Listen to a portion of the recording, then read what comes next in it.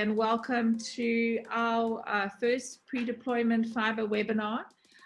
We're here today to discuss the concept of pre-deployment and rapid deployment of fiber infrastructure into South Africa and what that would look like for the property sector. Welcome to everybody that's attending today. I know that there is a number of property developers and residential community management, and I hope that the program for over the next hour or so will bring some great information to you. We have a esteemed panel of experts that are here today to unpack this particular issue and discussion. So just before we get going, a little bit of housekeeping. If you notice on the bottom of your panel, you'll see that there is a box that says chat. If you click on that, that will then take you into the chat room where you can share any questions that you might have with us. Any comments that you would like to make, please put them there. There is also a Q&A box, so that are again for specific questions, and Jamie Lee will be assisting me in fielding those questions. We will also be running a couple of polls. One should pop up onto our screen now so that you can see what that looks like. And on that poll, you can just answer the poll and then click on the red square and the poll will go away. If you choose not to answer the poll, you can just click it away. So before we get going, let us introduce to you our esteemed panel. And I'm just going to start off by welcoming Juanita Clark, who's the CEO of the Digital Council. Juanita, if you could just let the attendees know sort of who you are and your contributions towards the industry. Thank you, Louise, and thanks for the invitation to participate today. As Louise said, my name is Juanita Clark. I'm the Chief Executive of the Digital Council Africa, formerly known as the FTTX Council. Historically, we were an industry association that focused heavily just on the deployment of fiber optic infrastructure. We've recently rebranded to become the Digital Council Africa, and I think we'll talk about that a little bit later. Thank you, Juanita. So Juanita will bring us sort of an understanding to where we stand from a South African aspect, then bringing into an international case study. So Huawei very kindly are hosting this event with us today, and they're going to tell us and show us what's happening in an international perspective. I'd like to introduce Arthur. Arthur, would you like to add your comments? Yeah, hello everyone. It's my honor and pleasure to participate in this online forum. My name is Arthur Chen. I work for Huawei and concentrate on the global perspective of value proposition of entire, I would say, the ICT industry, particularly for so-called fiber pre-installation. Okay, thanks. Thank you, Arthur. Now, the big topic of conversation that's underway at the moment is the draft policy around the communication, or the draft act around the communication policy. Dominic Cull is an attorney that has played an intricate role in the South African landscape when it comes to telecommunications. Dominic, would you mind introducing yourself and your sort of discussion topic? Thanks, Louise. I've been a specialist in telecommunications, electronic communications law for close to 20 years.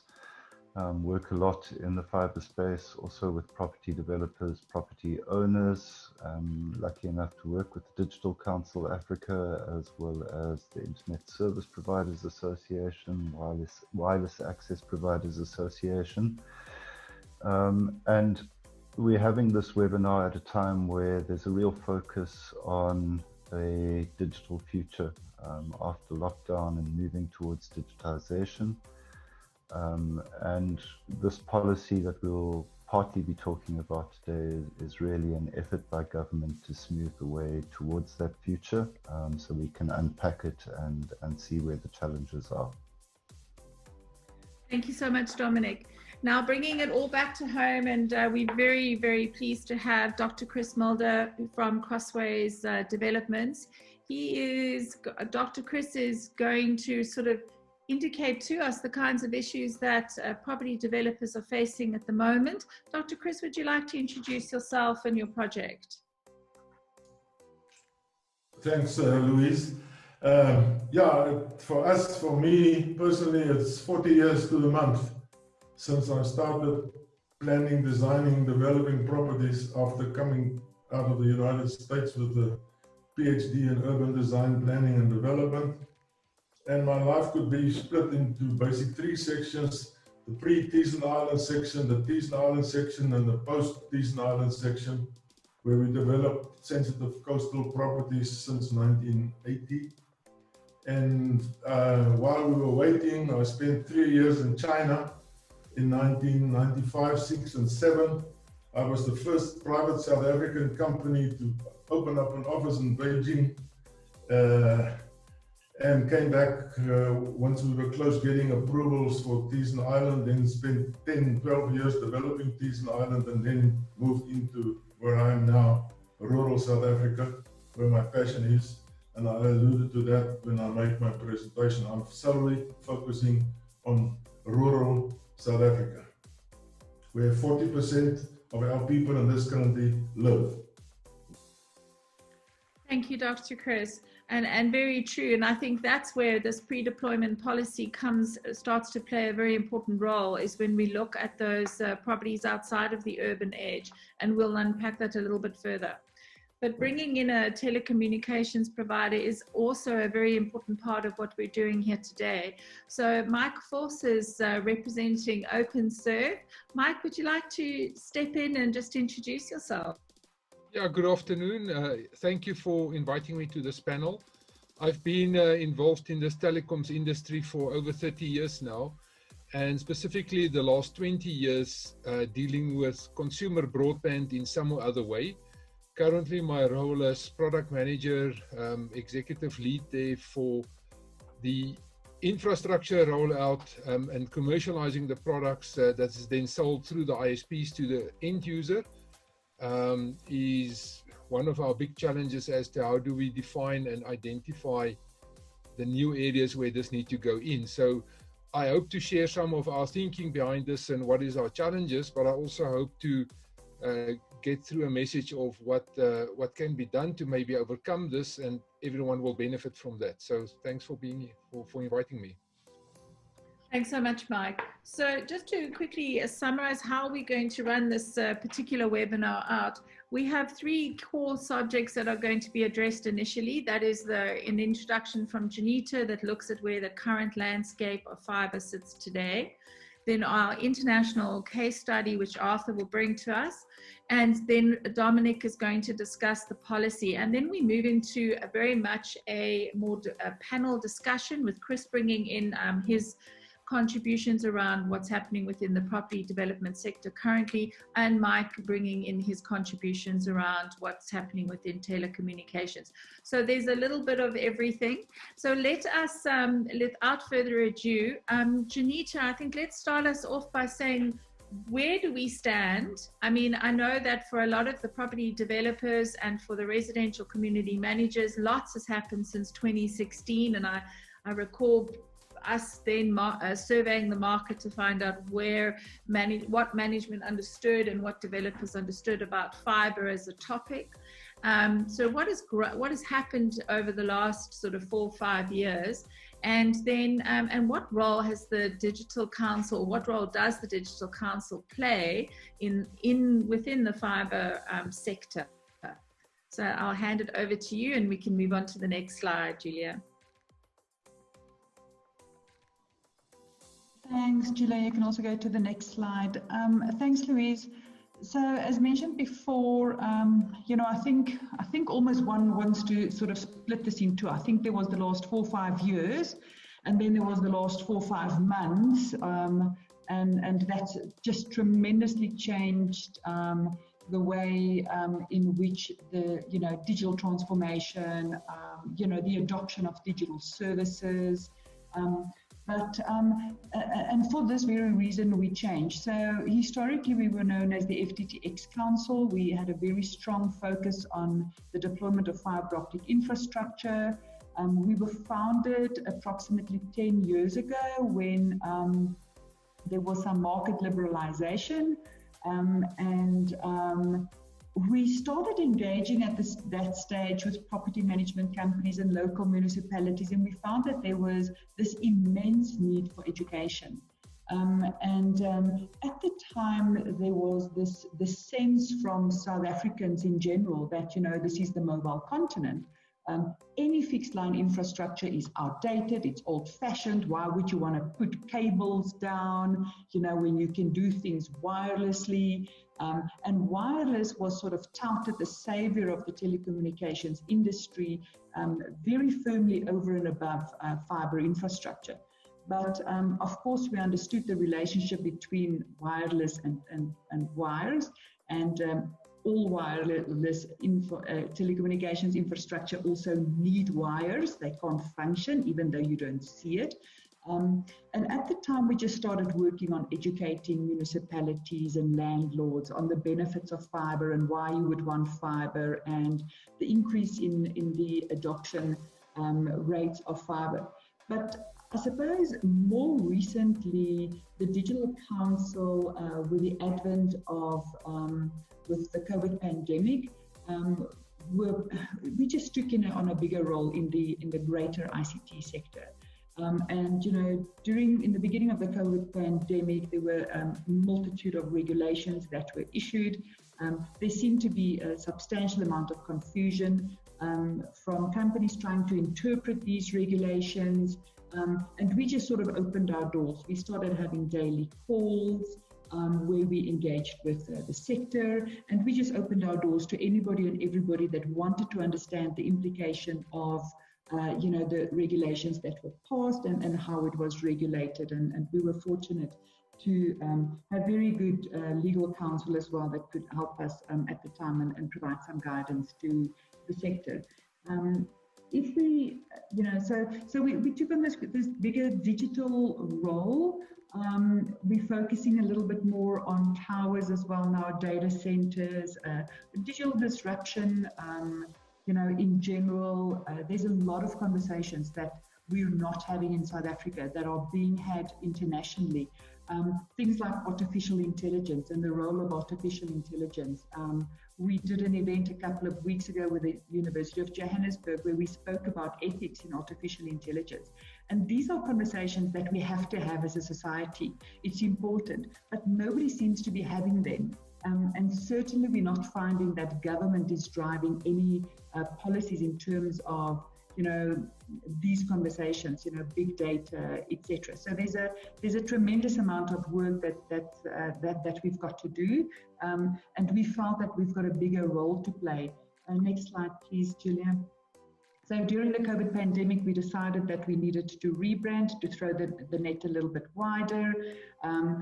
Our mission and vision remains the same. We believe that the digital economy needs to be harnessed. We believe that it's got incredible opportunity, but we also believe that, you know, there's still a tremendous amount of education that needs to be done. If you just follow the fake news around 5G, some of the beliefs around, you know, 5G, especially in the beginning of COVID, we had our hands full with people contacting us saying, you know, have you seen this video? Have you seen that? You know, 5G brought us, you know, Corona. We didn't even have 5G properly, you know, at the time. But, you know, so there's a huge amount of work that we need to do.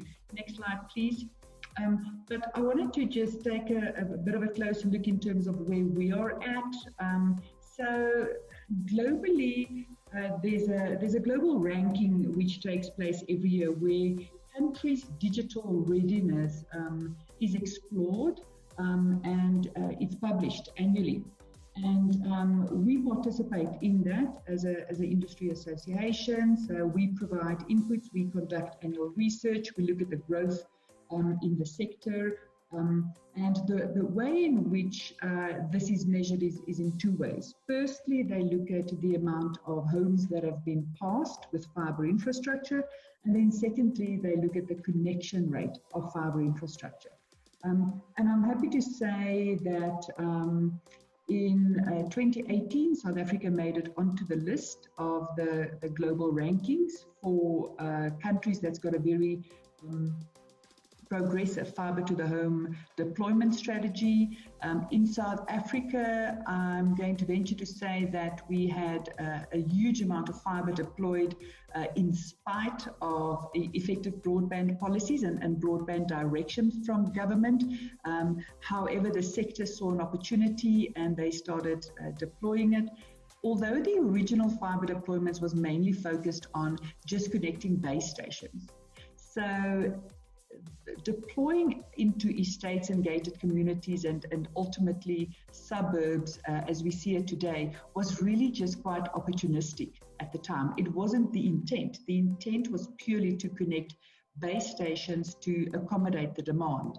But we've made substantial inroads. I think some of the things that we've seen in COVID, which has been really interesting for us, has not just been, the demand. So, in the areas that already have got fiber infrastructure, we saw a 40% increase in demand, which is obviously very good for operators because, you want to connect as many people as possible on your asset that you have deployed. But there were other really interesting things that we saw as well, in terms of the manner in which data was being consumed. Suddenly people were working from home, where we used to have peaks and troughs in terms of data consumption and when people logged on, when they logged off. Suddenly, at 7 o'clock in the morning, your data would spike up and it would stay consistently throughout the day until really late into the evening, because people were just working around the clock, and because they couldn't get out, they spent a tremendous amount on the internet. But yeah, next slide, please.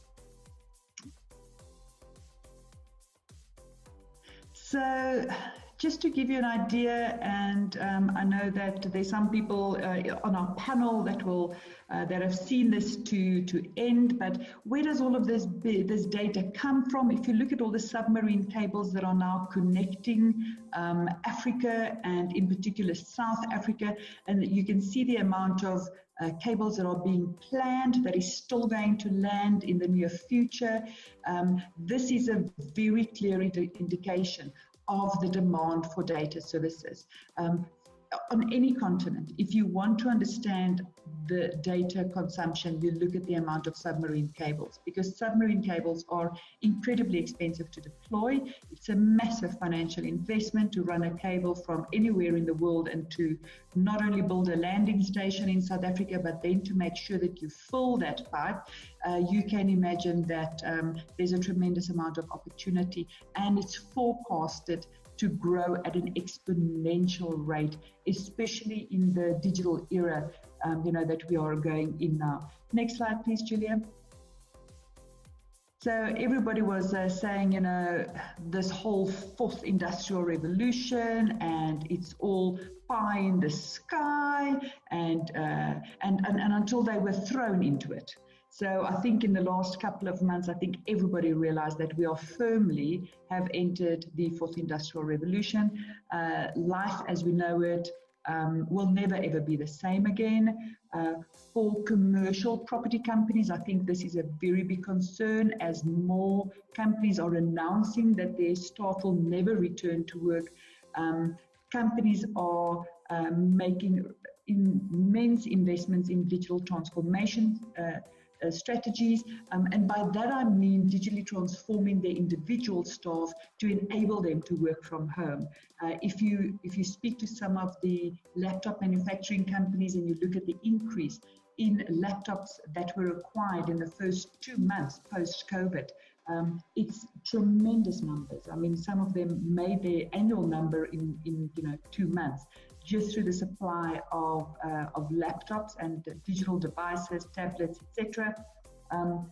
People turned to online shopping. It became, e-commerce is massive. It's projected to continue to grow. It's already doubled since lockdown. I think a lot of people that have never bought anything online have ventured and started buying certain things online.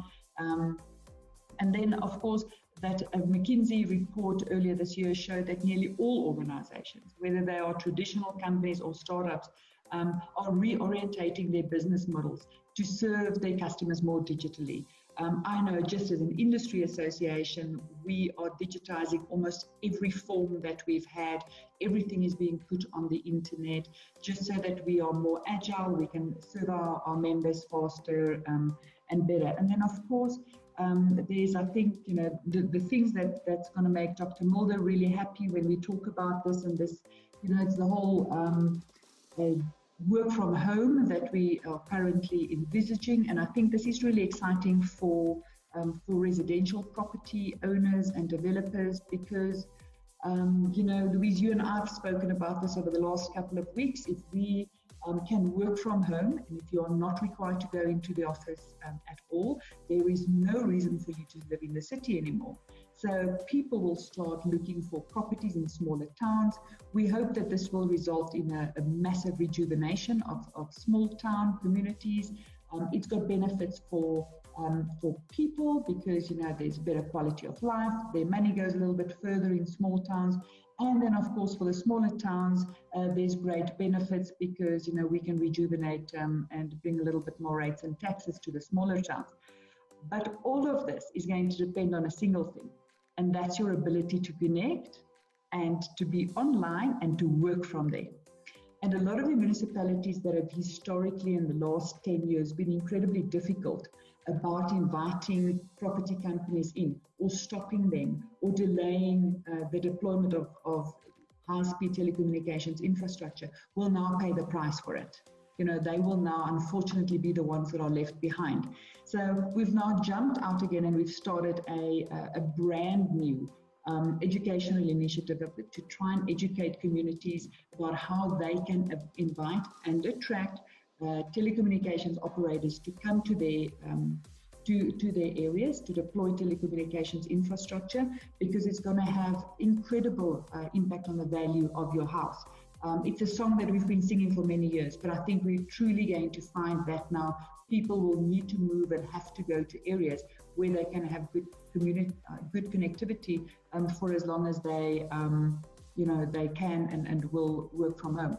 We've seen that a lot of international companies have announced already, Google, Facebook, Amazon, Microsoft, that their staff will never return to the office. It will never be normal like that again. The new normal will be that they will adopt large-scale work-from-home policies. But yeah, I think that's where we're at. I hope that's, I don't want to take up too much time. But yeah, next slide, I think that was the last slide. That's it. Thank you. Over to you. Thank you so much, Juanita. And you're 100% correct. For these out sort of towns on the urban edge to be successful, and for our mobile work environments to be successful, you need connectivity.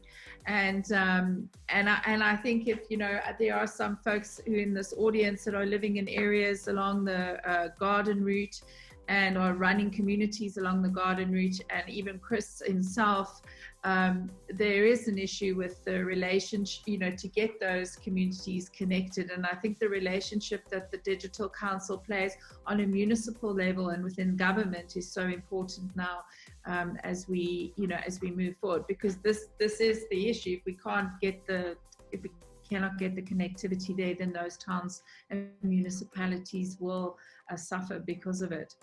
Now, if this is where we are now in South Africa, we've gone through this we're in this educational and transitional process. The market is most definitely asking for connectivity. I think let's step back and we're going to ask Arthur to come in here and let's look at an international perspective. So let's look at, if we look at China, for example, and the connectivity that you have, the rate of connectivity. I mean, in our discussions with Marius and the team, it's almost like you move into a new property and within hours, not even, probably within an hour, you're connected, you are online. I was chatting earlier to my one of our tech folks behind the scenes, Julia, who was just telling me of the frustration that she's been going through as she's trying to get her internet connectivity, and she's in the middle of Cape Town CBD. So Arthur, I'm just going to hand the reins over to yourself. Maybe you can just show us the efficiencies that that pre-deployment has. Okay, so first should I? Okay, thanks. Okay, so thanks to the moderator that thanks to Teresa. Today I will do some of information sharing about the value of fiber pre-deployment. So again, that I will do a quick introduction by myself. That firstly, we have a task force focused on promote so-called full fiber development worldwide. So the fiber pre-deployment would be a very critical methodologies to realize a full fiber connectivity, or we can say it could be kind of a gigabit capable broadband services. So we can move to the next slide. So before talking about something relevant for the fiber pre-deployment, we can have an overview on so-called smart housing industries.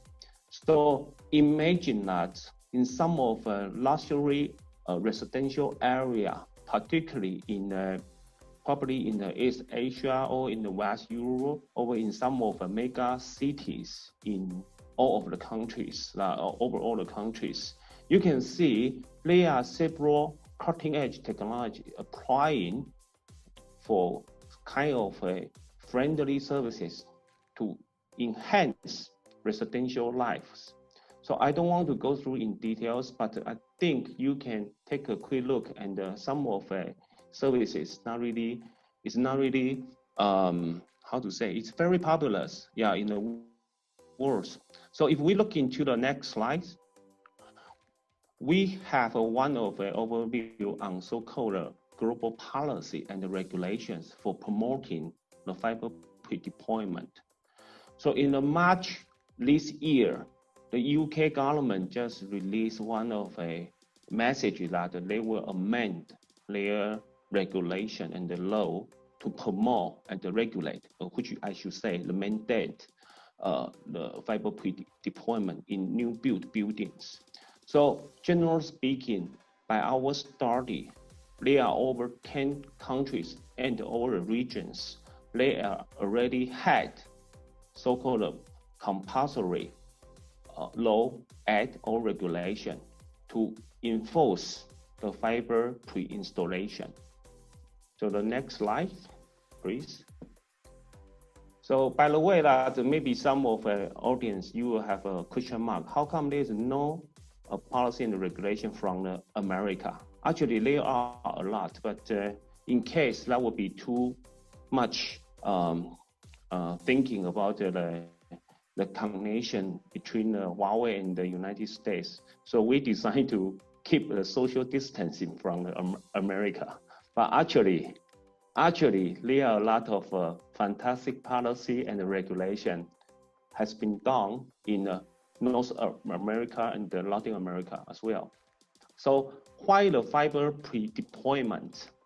So generally speaking, we can depart the fiber access network into two. Firstly, outdoor, we call it outside plant. And the other part is indoor, which means that inside the plant, right, inside the building. So both of parts, there are several challenges. Okay, I just list some of the pain points, which means that when the telecom operator, they want to roll out the last mile and to provide the broadband services, somehow they will get some of the obstacle, right? And today, we discover most of the challenges coming from indoor. So which means that if we did not have any positive policy, regulation, or environment to help the operators, they will getting less interest. They will getting less interest to promote or lay or install the optical fiber to your premises or to your premise or premises. So that will be a very good lesson learned in the past decades. we can recall that, how about the telephone line, which we can say is a copper, right? All of the copper line in the overall the world has been pre-installed by state-owned telephony company. Okay, you can think about South Africa or the other countries. All of the copper lines for the local is based on or installed by state-owned telephony companies. So now we need a brand new policy to promote it. Here we have a very, very interesting sharing from America. Firstly, FTTH Council America, and there is the other consulting company in the so-called property industry. They have some of a survey, and they are proven the FTTH, which means the fiber to the home, can really increase the home prices between 3% to 11%. It's not only about the upsell the property, but also it can increase the rents. Okay, so we can go to the next slide, please. It's talking about why we are saying that fiber pre-deployment is the key for better living experience. So imagine that nowadays, probably most of you have already had a beautiful decorated houses or apartment, whatever. So that will be four major challenges facing when we are doing the last mile rollout by the operators. Firstly, lack of the FTTH standard. Most of country, probably including the South Africa, there is not any universal or regulated standard to tell how the contractor can do the last mile rollout. Secondly, it's very difficult to make an appointment with homeowners. Imagine that everyone are super busy, okay, just except the lockdown policy. When we are locked down, everyone at home, but no contractor, less contractor, they want to go to work. Anyhow, in the normal daily life, it's very difficult to have appointment to entry the premises, the houses, to install the last mile. And the third one, the decoration, well-decorated house is always the big concern for the young generation, maybe for all of us. And the last one is costly, right? What if we can have a fiber pre-installed when the building new building? Now, which means that we can save up not only the costs but also the time. So here we also have some of the figures for your reference. 80%, approximately 80% of a kind of I would say that property developers, they are not really willing to do the fiber rollout. So we have to encourage them.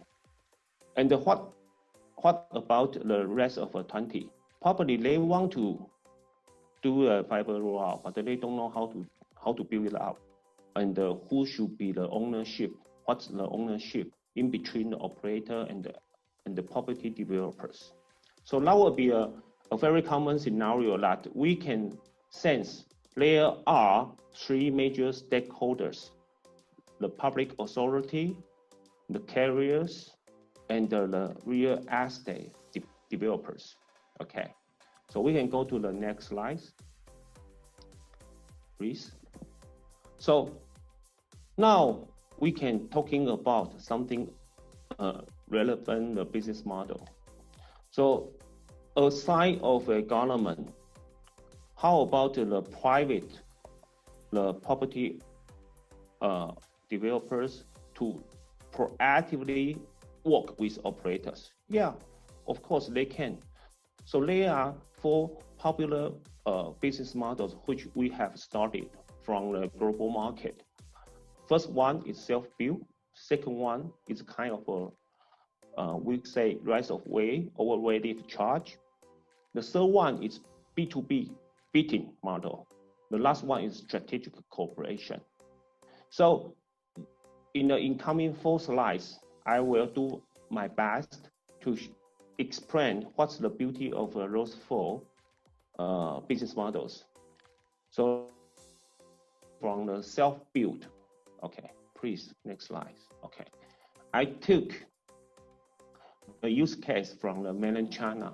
Okay, so in China, actually it's a compulsory things for the property developers to install the fiber, simply because that the government, they release a very, very strong message with a law and the acts, which is in the 2013 and the 2014. So there will be 3 documents for your reference. Firstly, the call for design. So this document is talking about how to design and what's the standard to do the indoor optical fiber rollout. The second document is talking about the call for construction and acceptance. Okay, the methodology, what kind of material could be selected. Okay, there will be a kind of options, categories, and it can be referred for the developers. And by the way, how to do the sampling test. In mainland China, 10% of sampling test will be taken, and the final result should be 100% passed, which means that if a new built building, they are going to commercialize, they want to upsell or they want to go to lease, the government officer will come to do a sampling test with a 10% of a property. For instance, if there will be 10,000 apartments, for instance, then they will take roughly 1,000 as a sampling test.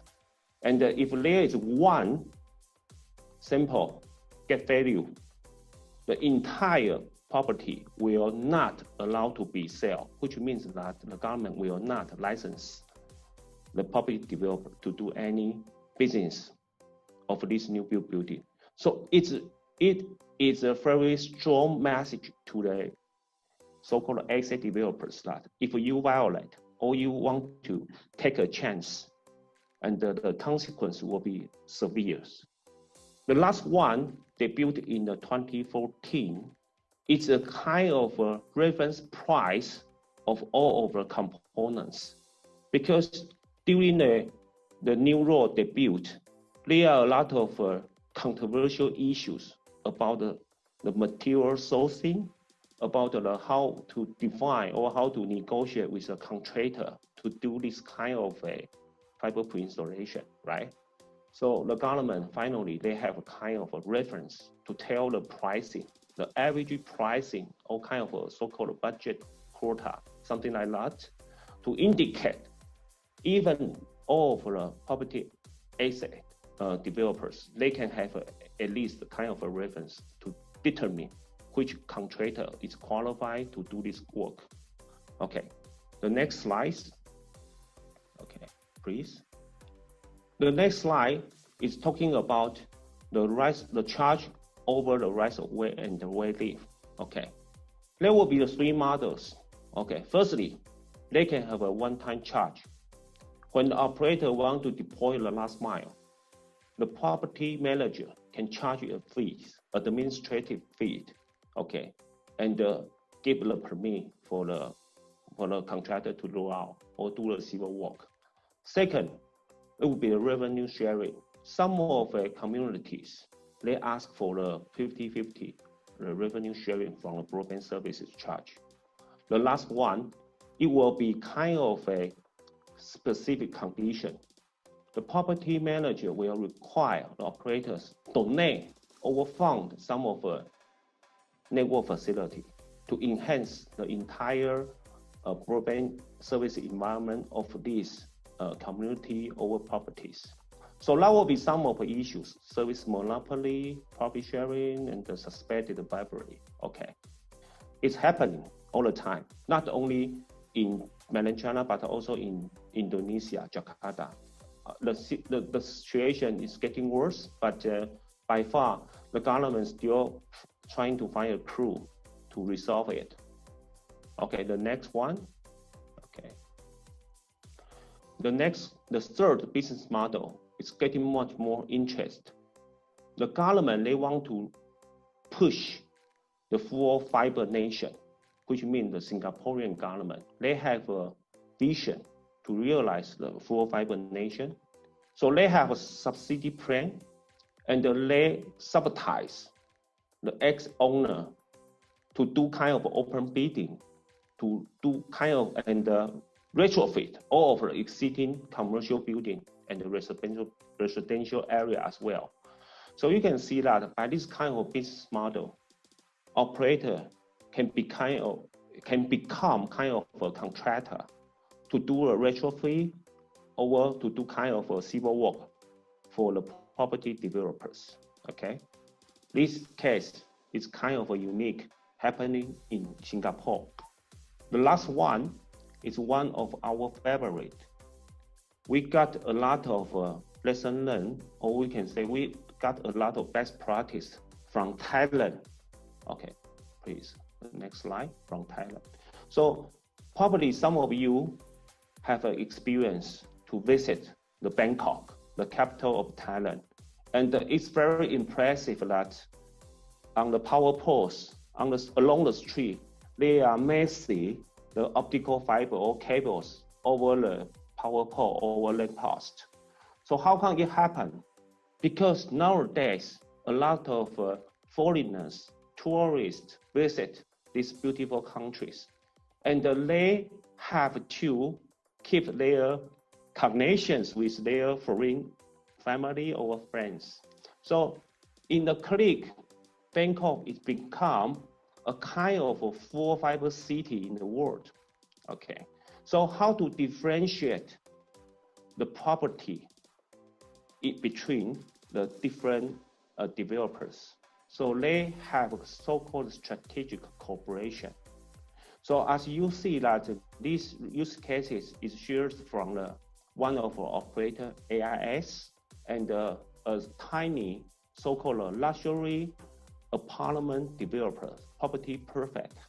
So they have a kind of a joint marketing events to promote the full fiber, or we can say the perfect digital village. So all of a village or apartments under the Property Perfect, they are guaranteed to have FTTH and the discounted broadband services offered by the AIS. So what's the consequence nowadays in Bangkok? If you have the chance to visit the Bangkok after pandemic, you can pay attention that most of advertisement for the properties in Bangkok. Okay, I have to say for the luxury properties or luxury flat, luxury apartment, they are always highlight they are FTTH ready. Okay, so by this way, I have to speak up. So we go to the next slide. We have some of analysis that from the operator's point of view. Okay, operators nowadays, they are prefer to have a strategic cooperation with the property developers. They don't like to pay for the RW, the rest of way or where live. They don't want to become a contractor in the short term. They want to keep a long-term relationship with SA developers. So this is a kind of a started offered by Huawei. Okay, so the next slide, please. So here is the other use case or references learned from Germany. So some of property developers, they can have different cooperations with their operators to create a win-win-win situation. Make it simple. These property owners, they are only lease their property and the assets. They never sell their houses or their commercial offices. However, they ask the Touch Telecom to equip the FTTH for all of their properties, and they can increase their charge or their rents to the end users. So this kind of a model is getting mature in Germany. And the next one, please. Okay. So we can see the other cases from the AT&T. AT&T nowadays is the largest operators. So they have the other kind of strategic cooperation with property developers. Okay, they provide the public Wi-Fi for free to the community. And instead, they ask for the FTTP and the FTTH actually is the same for all of the apartments under this property developer group. So which means that this is a kind of trade-off. By providing the public Wi-Fi for free in all of the properties, instead they get an advantage on providing the broadband service to the end users. Okay, so we can go to the next one, please. Okay, so that will be the last slide I want to highlight. So the takeaway is quite simple. So probably most of the audience here, you are the talent, you are the owner, you are the kind of leaders in the so-called property industry or housing industry. However, that will be a challenge to understand what would be the topology or what is the philosophy of the so-called ultra-fast broadband development. So here will be kind of a conclusion. We are very confident to tell the optical fiber is now bringing the extra value to your property and your asset. So the best way could be to co-work with the telco talents. For instance, you can go to operators, you can go to the internet service providers, and or you can go to ask some of the consulting company and or the vendors as well. So hopefully in such kind of maybe 20 to 25 minutes, we can provide kind of a productive information to stimulate the entire fiber deployment in South Africa. Okay, thanks for your time. And any question or yeah? Thank you, Arthur. I think it's quite interesting if you summarize. You're looking at various models. So you've got from a property development perspective, a self-build model. So you're building your infrastructure yourself. The second one where your way leaves, which obviously leads to certain issues. And what stood out for me though is that there is an enormous amount of regulation. So although you can choose different strategies, and I think that in South Africa we definitely look at those strategies. I mean, there are property developers that are rolling out their own fiber. There are suburbs that are relying on way leaves and the costs that come with those wave leaves. And I think some of the issues that you've highlighted are probably very much happening within our country as well. And then obviously a collaborative method of deployment. I'm not really sure, and maybe Juanita and Dominic would be better to answer the question whether we do have a kind of collaborative strategy in place. But the one thing that I would say is that our regulations aren't quite as strict as what you mentioned, where if you're deploying past, you're choosing 10 units out of 10,000 units, and if there's any issues with that fiber and any of those units, that entire development cannot be sold. I mean, that is some serious regulation going down there. And I think this is really where we are moving as a country. and brings us really to what Dominic is going to be talking about, is this draft policy that looks at how the Communication Act will be regulated, and some of the disturbing comments that have come from, or assumptions that have come from this regulation. So let me hand over to Dominic. Thank you so much, Arthur, and we will come back to you in our panel discussion. Dominic. Thanks, Louise. So I'm going to give you an overview, to give it its full title, of the draft policy and policy directions on rapid deployment of electronic communications networks and facilities. That's quite a mouthful. I think you'd all kind of know what an electronic communications network is, but what is an electronic communications facility? It's basically all the bits and pieces that go together to make up the network. So in a mobile network, it would be a tower, it would be a piece of radio equipment, it might be the supporting power supply and things of that nature. In a fiber deployment, it will be ducts, subducts, the actual optical fiber, it will be undersea cables and things of that nature, data centers. So when we're talking about the right to enter upon land to deploy a facility, we're talking about a wide range of different elements of communications networks. On the next slide, it's just really a picture to speak to the fact that we're moving, as other speakers have alluded to, from the distant past into an exciting future. It's interesting that the first telegraph pole in South Africa was erected in 1859.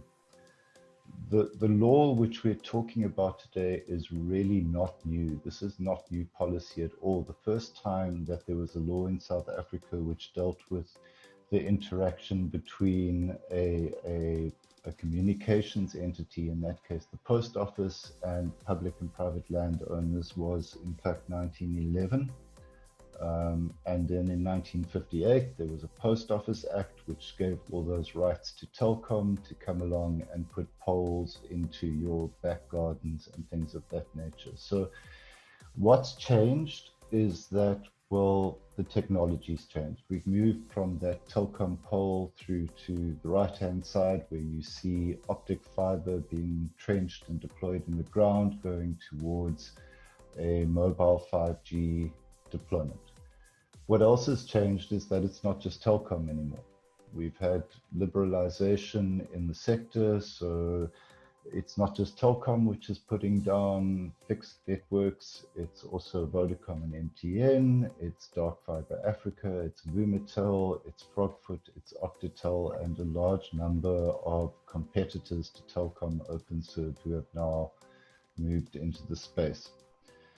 The third difference is that even if you think about how you have used electronic communications over the last 20 years, you will realize how that has really changed. It used to be that you would take calls on your mobile phone and you would send a text message, an SMS.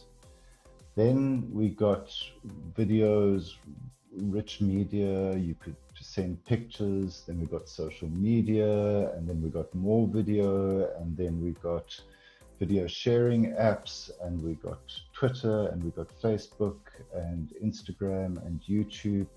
And the way in which we as individuals use electronic communications has increased dramatically.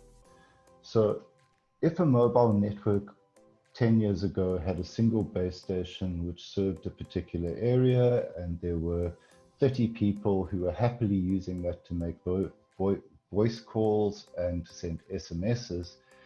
If we now come to today, it's not just 30 people, it's probably 300 people, and they're not just sending SMSs and making voice calls. They are using that connectivity essentially in the lockdown period to work, to socialize, and to run their lives. So this is old policy, it's old law, but we're now looking at it in a new context of moving towards our digital future. In the next slide, I'm just going to take you through the text of of the policy, it's quite short, so this is focusing on the licensee. What has the licensee, what rights does the licensee have under this policy? It can select, access and use public and private land to deploy networks and facilities, but it can't just do that without complying with the other requirements in the policy.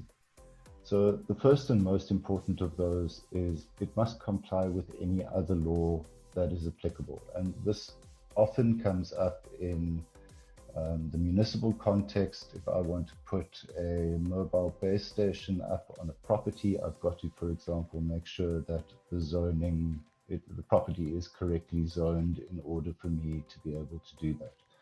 I have to get the rights of way that Arthur was referring to, the way leave requirements. I can't just go onto a municipality's land and start deploying my network without referring to the municipality. That's going to be chaotic. In terms of health concerns, I have to go and get my equipment that I'm deploying in my network certified, so that, for example, if it's radio equipment, it doesn't cause radiation, electromagnetic radiation, such that it is going to be harmful to people's health.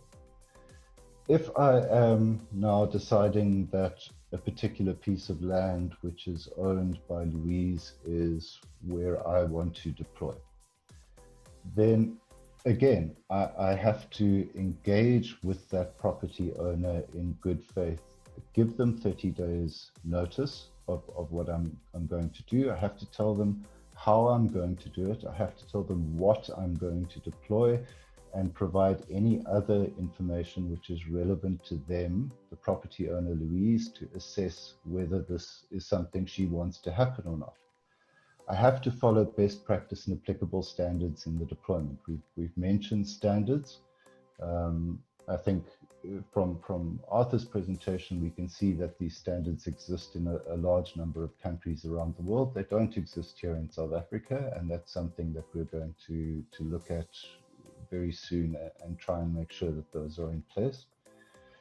As the licensee, I take responsibility for the damage I cause to Louise's property. So let's say there's Openserve have deployed fiber outside Louise's property. It runs past it. She's now decided she wants a fiber connection in her house, and she asks Openserve to do a home drop. And essentially that means the fiber is going to be extended from the road. A small trench is going to be dug through her front garden, and it's going to be connected to a box inside the house. It is the responsibility of the licensee to make sure that if they have dug up paving where that trenching is, they reinstate Louise's property to the condition it was before. Another requirement will be to update a geographic information system database of infrastructure in South Africa. So government is moving towards wanting to know where all this fiber infrastructure is for its own purposes, and to make sure that we don't duplicate deployments. And then the last one, I've just put in quotes, it's a difficult one, it's been touched on here. The licensee must uphold the principle of infrastructure sharing and facilities leasing, and seeking out alternatives to new deployments of networks and facilities by using suitable existing networks and facilities. So this goes to this question of multiple people wanting to come onto your land. And essentially what this policy is saying is, look, if Openserve have already gone into that estate and they have deployed a fiber network which has an endpoint for everyone on that estate, then you cannot, as Vumatel, come into that same estate and automatically insist on your rights now to deploy a whole new fiber network. You must first go and engage with Openserve and try and come to some kind of agreement on how you're going to use Openserve's network to service your clients inside that estate. On the next slide, then, just looking at it from Louise's point of view, from the point of view of the property owner, she's now got this notification. And let's say in an extremely unlikely example, because this doesn't actually happen in practice, but let's say it's MTN wanting to deploy a base station in Louise's garden. She is concerned about a couple of things. It's going to have an aesthetic impact. It's going to be an eyesore. She's concerned that she's not able to use that 10 by 10 square meter portion of her property anymore. Shouldn't she be compensated for that? And she's also heard that these base stations and the radios on them can cause health issues. So she automatically has a right now, on receiving that notice, she's going to engage with MTN who deploying that base station. But if she doesn't like it, she doesn't have to accept it. She has a right to either approach the courts, or in terms of what this policy is trying to create, to approach the communications regulator, the Independent Communications Authority of South Africa, ICASA, and ask them to resolve the matter on an expedited basis. And the important thing from Louise's point of view here is that if she lodges that dispute, all work must stop. So it's not like MTN can say, well, we don't think your concerns are valid, we'll sort this out later. It has to be sorted out before the deployment can actually continue. There's also been some reaction to a provision in the policy that, look, obviously MTN will continue to own that base station. Openserve will continue to own the fiber which it has deployed on Louise's ground. But Louise must take reasonable care not to damage it. So if she's laying a new irrigation system, she should be aware that the fiber is there, and if she digs through it, that is going to be for her account. On the next slide then, just looking at the issue of fees, this is, a lot of people have characterized this in comments as expropriation without compensation. It most certainly is not intended to be without compensation. So it deals specifically with fees, but what it says is that there's a massive difference between Vumatel Openserve coming in and doing the fiber deployment on Louise's property and MTN coming in and putting a base station. The fiber deployment, once it's in, it's covered up. Within 2 weeks, you've forgotten that it was ever there. It is not intrusive. It doesn't come at any cost. It doesn't prevent Louise from using her land in any way. And there the policy says, well, in that case, no cost should be payable to the landowner in respect of that cable. If it's MTN coming in with the base station, well, then it's a different scenario, because now you are being deprived of a section of your land. And perhaps we could look at the municipal valuation of your entire piece of land and then say, well, the valuation in respect of that 10 by 10 meter squared section, I'm looking for compensation from that. And in reality, that is actually negotiated between the licensee and the landowner on a willing negotiation basis, and captured in a lease agreement. So that's done actually all the time.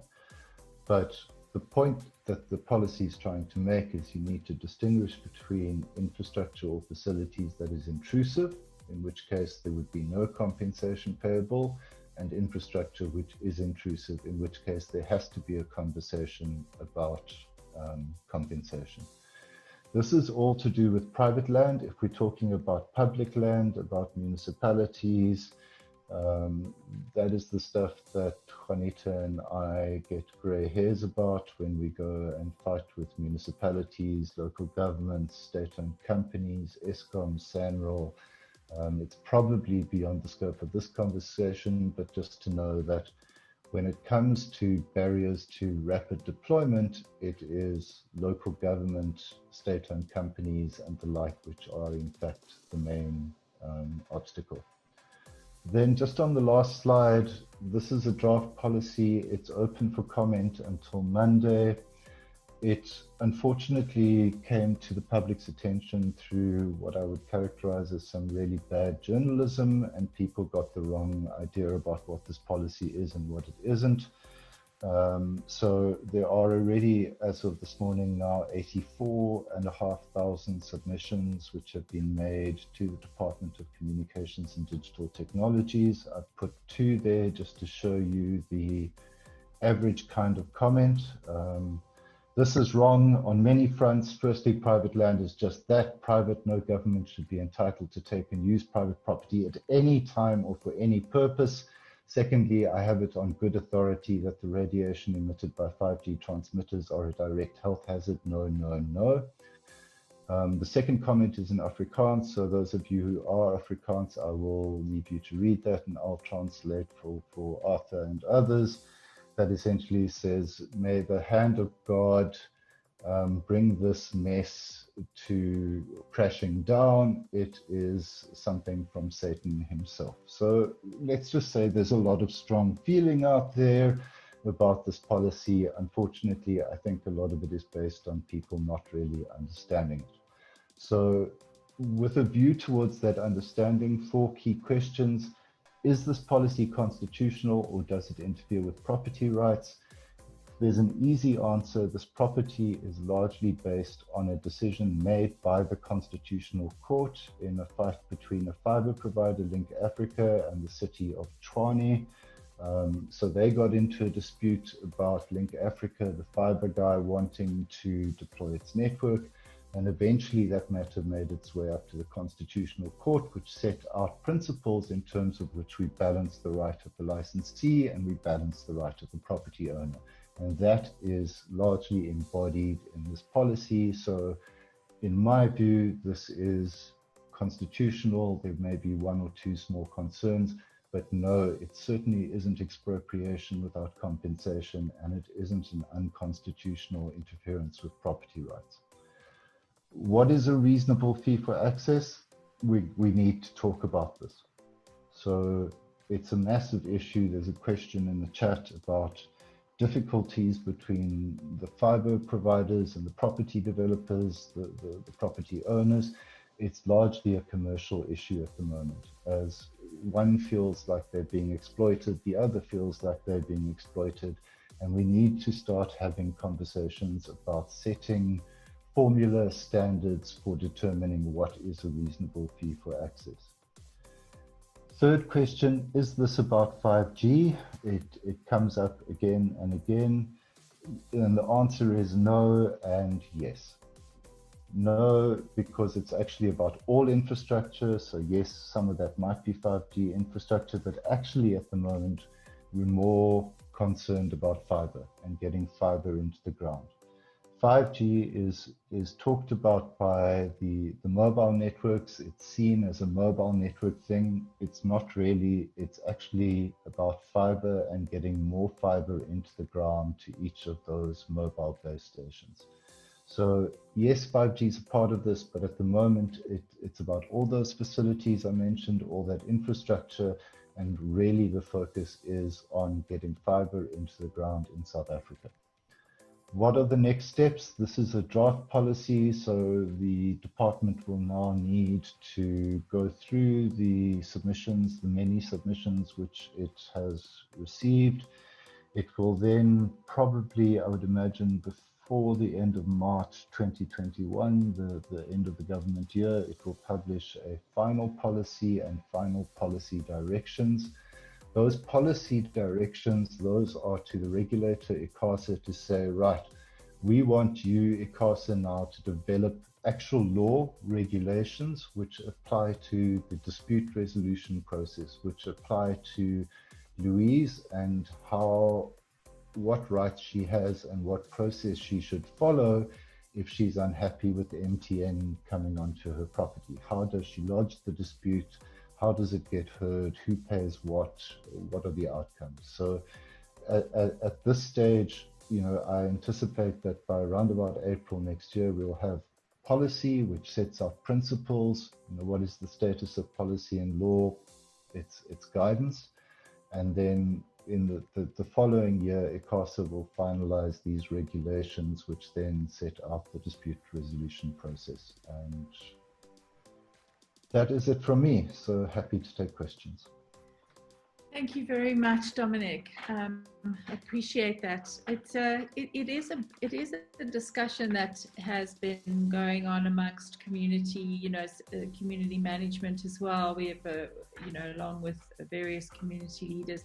As I was listening to that, and I could easily misinterpret this, but my levels of anxiety went up when you mentioned my name, and I looked out to my garden. I thought, oh my God, they're coming tomorrow to put a tower up in my back garden, and now I've got to insure it just in case I cause damage to it. I just wanted to ask you a little backtrack question. You mentioned that one of the it's all about regulation, standards, creating a set of guidelines that we all adhere to, or at least the telecommunications, and that can govern the relationship between end user, property developer, and telecommunication and the actual telecoms. You mentioned something about it's also to help reduce that double deployment, to share infrastructure, etc. And I don't know if this is relevant, but you mentioned one company could come out and roll the fiber network into the estate or into the development. And then there needs to be, if the homeowners and residents choose not to use that particular service, and they, for example, want to use a different company of services, what's happening at the moment is a second company is then coming in and rolling out and refibering up the same community. Are you saying that based on this new agreement, if I as a home, so for example, and I don't like to use names, but if company A rolls out fiber in my neighborhood and I don't want to work with company A, and I as a homeowner say, well, actually I want to use company B, does that mean now that company B has to do a negotiation with company A and company B can't roll out fiber into my area? Does that make sense? I'm trying not to use brands. It makes it a bit more tricky. It absolutely makes sense. And it is tricky.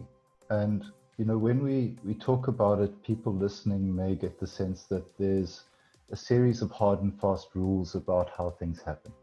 There's all this policy and there's law. But the reality is that those hard and fast rules don't exist. And you've seen it in the land grab which has gone on from the fiber industry. You've seen it in all sorts of manner of deployment which has taken place. What I think the first question I want to ask you is, within your community, are you even aware of who your fiber provider is? Or are you rather aware of who your internet service provider is? Because we need to distinguish that the people in that community, they don't deal with Openserve or Frogfoot or Vumatel. They deal with an ISP that is on top of that network providing internet access services. So, it might be Telkom Internet itself or Web Africa or MWeb. I may have a Frogfoot line which I have Web Africa on. So generally, I'm not aware of who that fiber provider is, and that's actually a bit of a giveaway. What I want as a consumer largely is choice between the ISP. If I'm not getting a great service, then I tend to blame Web Africa or AfriHost, and I want to move to MWeb or Telkom Internet. So firstly, just be aware of that distinction. But to go back to your question, you're perfectly right. So I will use names, and let's say Openserve has rolled out in that estate. There's policy which exists, which says that if Openserve has done that, then it will be regarded as what is referred to as the primary licensee. And the effective monopoly, which it has now, because it is now a monopoly fiber provider in that area, that is going to be protected as long as Openserve is open access. So that means it allows qualifying ISPs, licensed ISPs, to come and offer services over its network, so that if you're living in that area, you're presented with a choice. If you go onto the fiber providers portal, you'll see 20 different ISPs, 100 different packages, and you'll be able to choose. The second thing Openserve must do is that they mustn't just be open to ISPs, but they must be open to that second provider coming in. So let's say now Vumatel wants to come into that area. This policy, and in my view, existing law says no, it is not allowed to deploy. The first thing it has to go to is to go to Openserve and say, you've got an existing network. How can we come to an agreement that I use your network to actually reach my customers in this area? If they can't reach agreement, or if that's not what I'm looking for, I want to actually share in Telkom's network, then I must have that conversation with Telkom. But I don't want to build a network next to yours, but I want you to give me half of your network so that I can use it.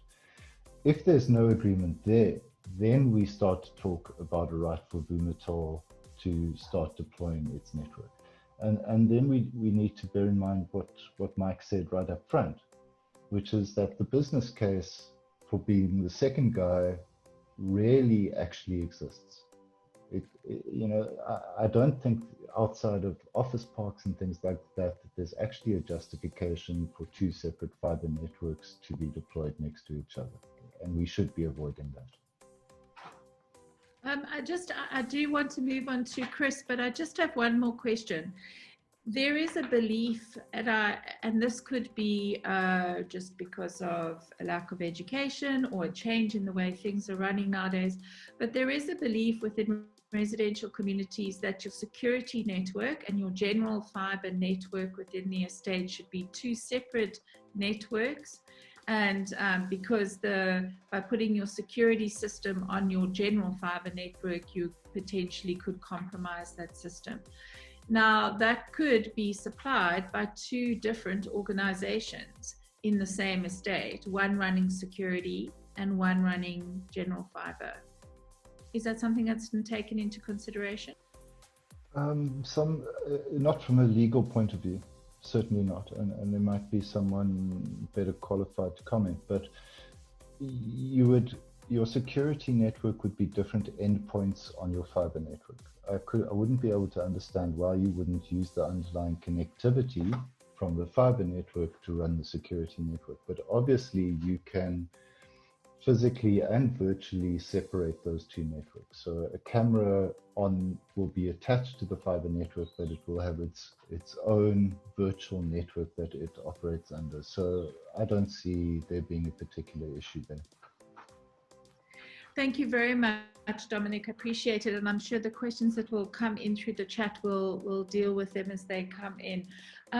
Dr. Chris, just to, let us bring it back to home. So the reality is that you are on the ground and you are every single day going out into your environment and wanting to build the best possible product for an end user. So you as attractive as much for a end user, for a buyer, but you are dealing with the real case of connecting your estate, trying to connect to a line that's going past there. I've been feeling your pain for the last few weeks and the frustration that goes with it. Perhaps you could, in the context of Crossways Farm Village, because I think that's where the pre-deployment plays a big role when it comes to this urban edge. In the context of Crossways Farm Village, what are some of the challenges that you faced? And then we'll take those those challenges to the panel. Over to you, Chris. Thanks, Louise. I've listened with intent to what the other people say. And Arthur mentioned smart homes, smart security, smart buildings, and that's what we as developers deal with all the time. I've mentioned in my introduction my previous 20 years, which 3 years were in China while we were waiting for the approval of Tisen Island to come to fruition. I did a couple of projects on Tisen Island, on China. I worked in most of the southern Middle African countries, coastal developments. And then, of course, we started 15 years on Teeson Island, 7 years in getting it approved, and 7 years in building it. And I was in the fortunate position that my son was then an ISP or a young ISP provider, and he helped me quite a lot on Teeson Island. But it was in a town, and there were like fiber and there were like copper and everything there, and we're going to move beyond that now to where I actually want to go. After Teeson Island, and I looked at the country. I'm a passionate South African. I'm passionate for this country, and I looked at the problems, and I decided, what can I do with the rest of my life? And I decided I want to develop rural South Africa, and I'll tell you now why. Well, first of all, more than 40% of the people in this country live in rural South Africa. And what is it that rural South Africa? How did through the thousands of years, how did the earth develop? How did societies develop? I mentioned I was fortunate to live in China. I went to India. I went to America. I went to South America. I've been in Europe many times. And everywhere in the world, the development in the world started with agriculture, and then a single dwelling and a couple of people living together in what we call a hamlet or a town. People lived together because of security and defense and whatever, thousands of years ago. And you can go to the North American Indians, you can go to our people in this country. I've walked KwaZulu flat with Ian Player, and everywhere there's hamlets and villages. China, India, Europe, everywhere. So a couple of hamlets then developed or gave rise to a little village, and a couple of villages to a town, and a couple of towns to a city.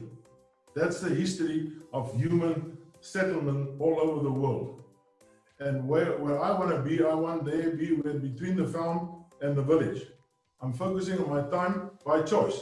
I'm focusing my time and my energy by choice in rural South Africa in this section. I'm not interested in cities anymore. I'm not interested in towns anymore, by choice. And if we go to the next slide, I'll show you why. There's just a schematic picture of how the world developed. All the hamlets and villages there, there's a town, there's a town, there's a town, 5 towns. Every town and a city has an urban edge around it. It's a hypothetical boundary that all municipalities draw around their towns. For the main reason is so they can manage their budget. But it is used, more than that, it is used in our country to say you cannot develop and you can develop. They say it's not so, but I tell you it is so.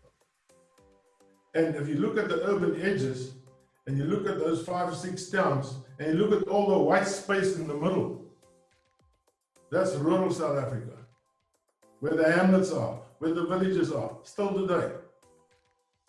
And I've decided in my life, I want to focus in rural South Africa. That's why I've tried for almost 10 years in the Western Cape to get a rural new town approved, without success, spending millions of rand to create a rural new town. And then I eventually moved to the Eastern Cape, and I said, what do you want to do? I said, I want to develop a rural new town. But you can't do that. You can't get services, electricity, water, sewer. And I said, that's fine. We'll do it ourselves. And they said, okay, if you want to do that, but then you're your own municipality. Then you look after your own infrastructure. We want to watch you. We're going to check you, but you do your own. I said, fine, thank you. And that's how we developed Crossways Farm Village. It's almost 600 hectares. It's the N2 is right through the middle. It's 25 kilometers outside of PE, and it's 25 kilometers from Jeffreys Bay. The Van Statens River down at the right-hand bottom is where the fiber is now being put in the road. The fiber people approached me last week, Friday. I drove out with them with my bakkie to the bridge. And they said, we cannot get across this bridge. You cannot get across there. There's no space. I said, be my guest. Cut through my fence line, put your duct through the bridge, and I'll help you get over the bridge because the bridge is on our property. There's 600 hectares there, 650 hectares, 650 stands, residential stands, factories, light industrial, the purple down the into light industrial, etc. And what we did here was to analyze the land. That's what we do. We analyze the land. The light green is agriculture, a world priority. Food security is a world priority. We mapped out the agriculture, said no go. And then we mapped out the dark green areas, which is conservation. No go. When I did my time in America studying urban design and land use legislation, I eventually ended up with my PhD thesis that there are only 3 basic land uses. No matter where you go, no matter what the planners say, basically when you water it down, there's only 3 land uses: conservation, agriculture, and human settlement. And we've identified the agriculture, we identified the conservation areas, and everything that was not conservation worthy or high prime agricultural soils, we put the human settlement on. Now it's a difficult site, and we had no fiber, but again, because of my son who was an ISP and helped me with it in Decent Island, he said, Dad, put in the fiber ducts now. Put it in. It's going to take a while before you get fiber. Put the ducting in. So we put the ducts in to all our residents that we've developed, being developed now, all the sites. We've got a fiber duct, we've got a farm water duct, we've got a fresh water duct to every house. We don't use potable water, city water for irrigation or gardens or the agriculture. We've got our own water supply. We have water extraction rights out of the Van Stavens River, fortunately. So we can supply our own water. We can supply our own sewer. I've put in an organic sewer system with wetlands, polishing ponds, constructed wetlands, and we reharvest the water that goes down into the irrigation dam. So we provide all the services ourselves. We put in a substation. Okay, we still buy bulk from Eskom, but I've got people now, solar and wind energy suppliers that say, listen, can't we generate power for you? I said, be my guest. We will give you a takeoff agreement. We will buy all the power you can generate. We were incremental sewer treatment plant. We've got irrigation. And as we go on each phase, we put in the fiber duct, no fiber yet. We put in a double water line, and we put in, depending on the house size, there are house sizes from 1,500 square meter urban and big mansions to 30% of those orange houses that you see there in the center, and the light yellow ones are smaller than an RDP stand. They're smaller than an RDP stand, but they are vastly differently planned and designed. 2-bedroom, 3-bedroom houses, each with a smart meter. Every house has a smart meter. That put a smart meter box in. We put the fiber duct connection in there. We put the electric connection in there. We put the monitor sewer systems in there, and we can monitor everything. And I'm waiting now. I asked these guys on Friday, who's your boss? Who can I talk to? Who supplies, who puts in this duct? No, we're only putting in the duct. We don't know who put the fiber in. The question was raised. I don't know. I think Dominic said that. I don't even know who the fiber, there's some ISPs that we use now, because we haven't got fiber yet. We use air fiber. We use a tower up on the mountain, and we get a couple of megabits per second, and you wait a bit, and you wait a bit, and it hangs and so on. But that's the fact. If you live in the rural South Africa, that's it. But I've made it my mission. I want to do this thing. I failed 3 times in the Western Cape, and now I'm getting, and this one is approved. And I wanted to make it, I want to show the authorities and the government that we can cater for rural development in a viable way. We've also wrote in a little community just off the page there, 3,000 people. An old apartheid village, 25 kilometers from PE, 25 kilometers from Jeffreys Bay, 3,000 people sitting there. No job, no nothing. We made a deal with it. We created a trust fund. Part of our sales go into the community trust. All the jobs that we create. We design everything labor intensively. All our street lights are made by local people. It's more difficult. It's more hard work. But can you imagine if we had the order, what we're doing now? We're putting in 220 street lights now, all made by local people, the local community. The one guy makes the footing, the other guy makes the steel, the other guy makes the wooden light, and we only buy the light fitting. That's job creation. That's how we create jobs. We can employ local people in the future with refuse removal. I'll give them battery-operated trucks. And they become a refuse removal contractor because we are the municipality. We can decide who's doing what. And that's my passion. I mean, that's where I want to go. I want to be outside the urban edge, but within the rural community. I think if you look at the people living in rural South Africa, people living on tribal land, 13 million people living on tribal land today. What can they do if they get a contemporary rural village developed in their territories? What can municipalities do or regional municipalities do if they get contemporary rural villages in their land where they can do this? I'm so happy I've found out, with your help, Louise, since last week, the people who digging these trenches and say, listen, we are going to supply the fire. I said, yeah, can I get what I call a point of presence? Can I get a point of presence just next to the road, please? And yeah, I think we're going to get there. And thank God we put in the ducts 5, 6 years ago to some of these places. Thank God we've got smart meters. Thank God we can probably get fiber soon. But there's still a bunch of meetings and a bunch of discussions before we get there.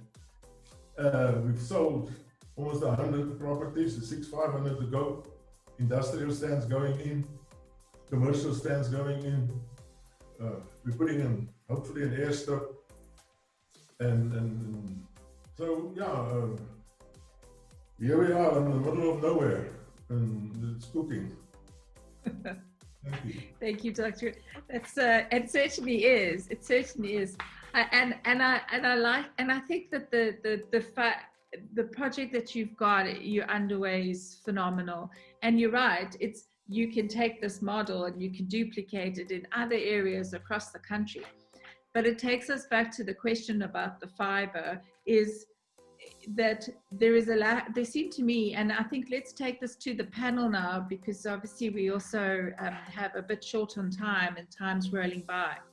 It seemed that the number one issue that Chris faced there was a lack of communication between whoever's laying out that national line and the towns and municipalities that are on either side of that, because Chris is able to vocalize with passion that they would like to get Crossways connected, and he had this kind of relationship where he could connect with ourselves. And Juanita, thank you so much for your contribution. But there is a neighboring town of 3,000 units, 3,000 people that don't have the same kind of vocal presence as Chris would. So how would they find out about whether they could get connected? Sorry, Chris, do you want to say something? If I can just interrupt, apart from that, our next door neighbor is a Woodridge College, the old school, fantastic school with 1,000 kids. They're also waiting for fiber. So how, and maybe I can address this question to Juanita if you don't mind, how would a pre-deployment policy improve the experience that Chris is going through? Improve upon?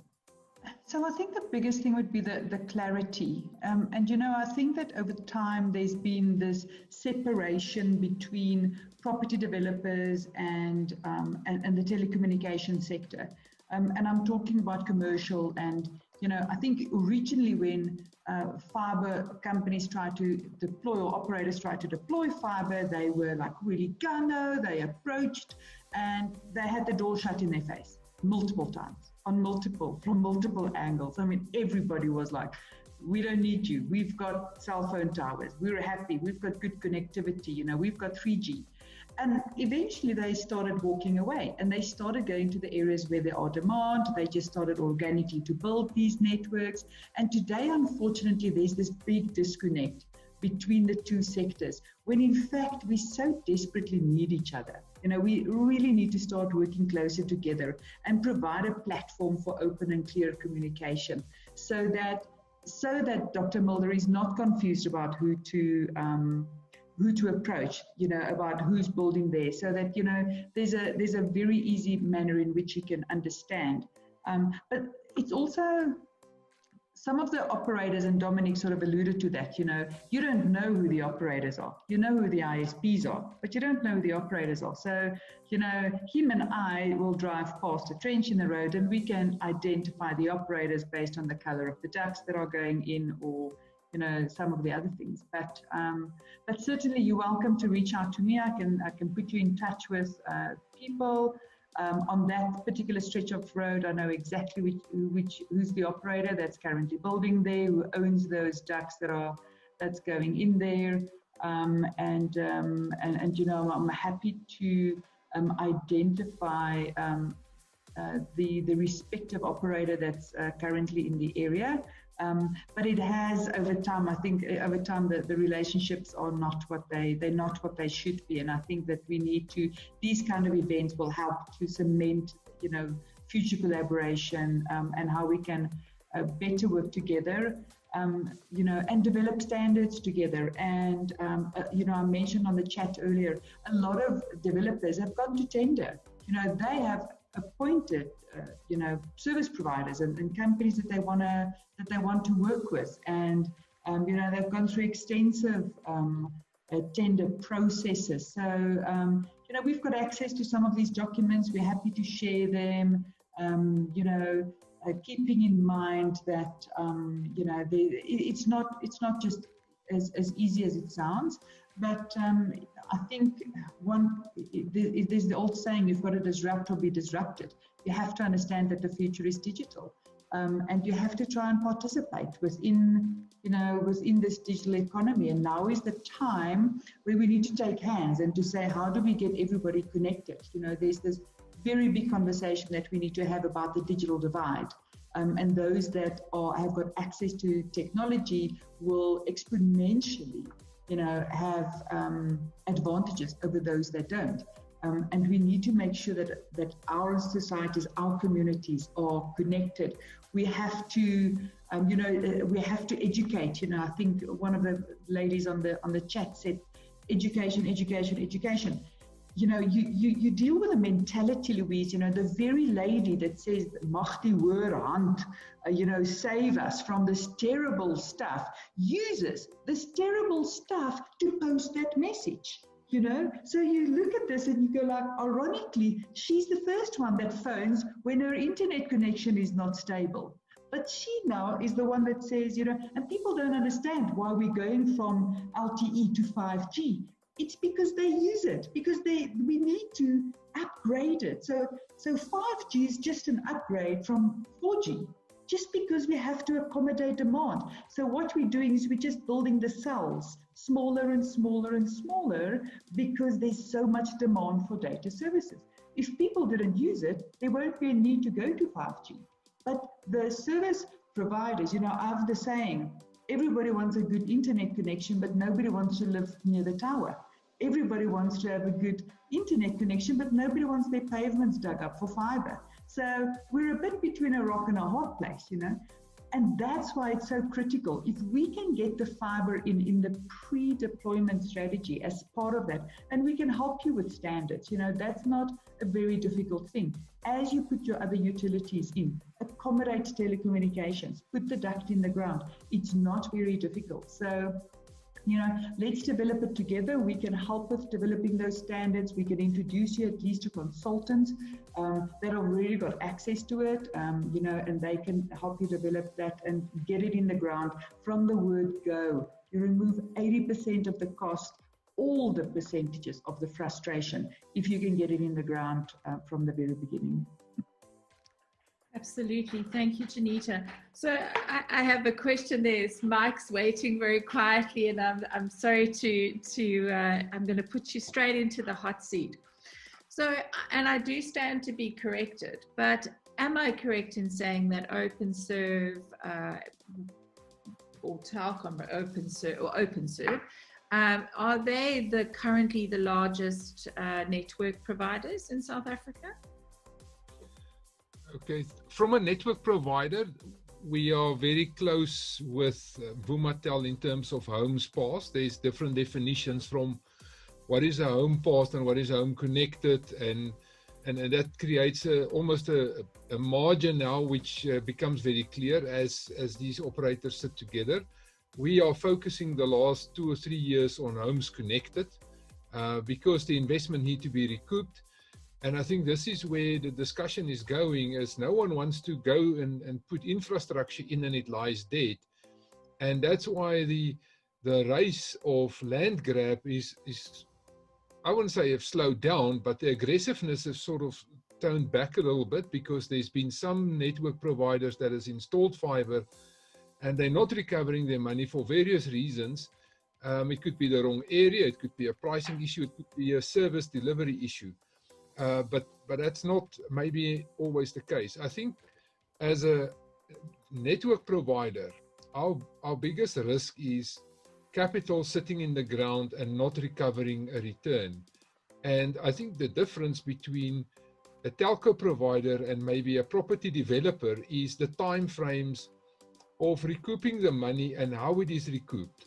From a fiber perspective, most of the fiber providers would go through a capital investment program, and we spend the money, we spend the capital on the infrastructure and the fiber, because it's not just the duct and the fiber in the ground. There's a lot sitting behind that. Then on top of that, that's the ISP, but it's their business.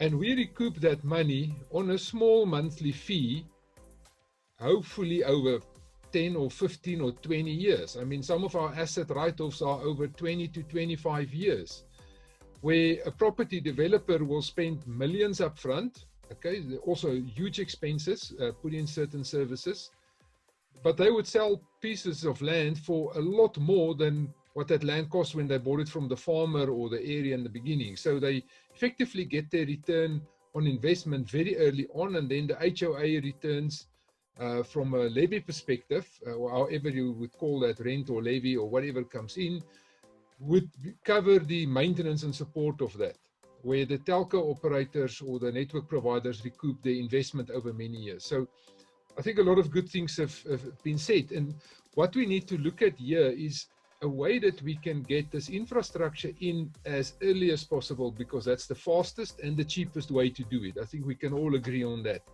It's less disruptive and it needs to be there. Today, I cannot build a house and occupy it without the occupancy certificate that requires certain water and electricity connections. Certain HOAs will not allow me to even submit architectural plans without certain things that they screen.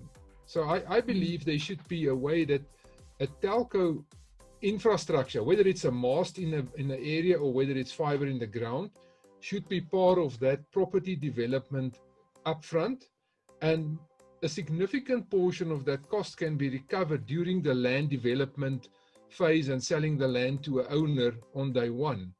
If Dr. Chris passionately installed his ducts and maybe his ISP family member can be one of our clients in any case, and we connect a lot of these remote areas with, let's say, the backhaul infrastructure, which also costs a lot of money.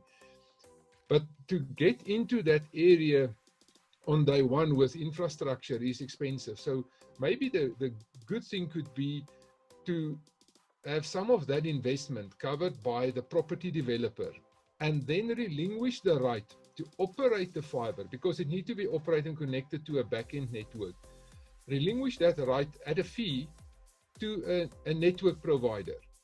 The new act, what happens with the new act or regulation, and the one thing I just want to put straight here is I'm not responding in a way that Telkom is responding to the act. So what I say here is not the official Telkom, Group Telkom, I'm talking Group Telkom now, and Openserve responds to the Act, because there are various things, good and bad, that we need to cover from a company perspective. So I'm not repeating what we put in our submissions there. These are just different views. So to put in a duct today and have the risk that someone else may use the duct a year from now, and let's say Openserve puts a duct in today, we put in fiber, the service goes live, and for some or other reason, the residents would not like the current service provisioning. Maybe if us or the residents wouldn't like the service and they want to move to a new network provider, now suddenly we lose the recoupment of that duct and the fiber in it of what we planned initially in our capital plan. And that's huge risk. So with this act, I think one of the huge risks on this act is that network operators will be very hesitant to deploy infrastructure that they need to share. I mean, if I put a duct in with micro ducts and I use all my ducts, then it's fine, but I need to allow for certain numbers of capacity. Why? Okay, because I now need to build for someone else. That's just counterproductive from your capital deployment. Then I'll put capital somewhere else. But if the property developer puts the duct in and he can relinquish the right, at a fee to a network operator, and as long as you run the network in that area, you get some benefit for running and maintaining it, like you would maybe have a plumbing company maintaining the pipe system in the ground, like you would have a road agency or a road contractor maintaining the roads on that property. As soon as you stop the contract with that road contractor, you assign a new one and he run and maintain the road infrastructure on that property. But the main part of that development was done on day one. And I think that's maybe a fundamental change we need to make. The challenge here is, and I think that's where Juanita and other people will play a big role, is how do we standardize what goes in?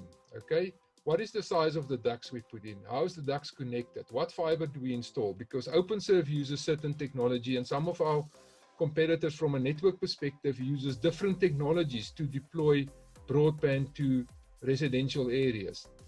Now, it's not all fully compatible. There are ways that we can standardize this, and I believe by making this infrastructure available from day one, and maybe get the interested parties involved as early on as possible, the right technology deployment can be made, and let's say the capital can be funded upfront by the property developer.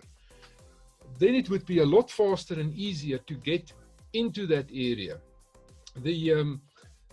This is a value-added service, so definitely it will boost the property value. It will obviously take people to those remote areas fast. I've heard of friends of mine, and I would contemplate it myself, moving out of an area like Gauteng into that place. I put the airstrip in and I may form some interest there. So I think the likeliness of people moving out of cities is huge now from the changes that happen in the world. So property value there will immediately go up if I can continue to do my professional job or career from that space.